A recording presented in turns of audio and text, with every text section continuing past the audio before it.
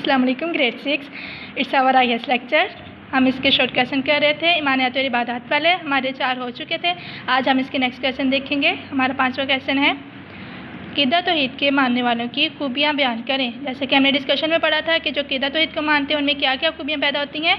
जुर्रत, बहादुरी, मसावात, तवक्कुल जैसी खुसूसियात पैदा होती हैं।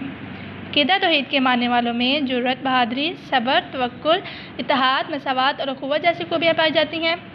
हमारा 6वां सवाल है अक़ीदा तौहीद से क्या मुराद है। अक़ीदा तौहीद से मुराद है कि अल्लाह ताला यकता है, इसका कोई शरीक नहीं, वही खालिक और मालिक है। अब अक़ीदा तौहीद में हमने ये पढ़ा था ना, अल्लाह ताला ने ही सारी दुनिया पैदा की है, उसका कोई शरीक नहीं, वही खालिक और मालिक है।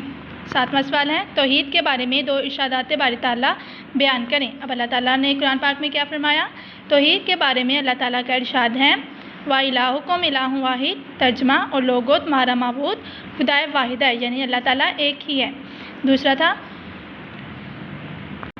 लैसा कमिस्लिही शैउन, तर्जमा उस जैसी कोई चीज़ नहीं। अब इसमें आपकी थोड़ी सी प्रिंटिंग मिस्टेक है, ये लाम था, आपने इसको ठीक कर लेना है। ओके स्टूडेंट, यहाँ पे थोड़ी सी एक प्रिंटिंग मिस्टेक है। इन्होंने इधर प्रिंट में लिखा गया है इस ऐसी कोई चीज़ है कि आपने कट कर देना है इनको, और यहाँ पे लिखना है नहीं। इसका तर्जुमा क्या है, उस जैसी कोई चीज़ नहीं। वैसे नोटबुक पे आपको अरबी लिखने की ज़रूरत नहीं है, आप इसका सिर्फ तर्जुमा भी लिख सकते हो। 8वां सवाल था इस्लाम में सबसे ज़्यादा अहमियत किसको हासिल है। इस्लाम में सबसे ज़्यादा अहमियत अक़ीदा तौहीद की है।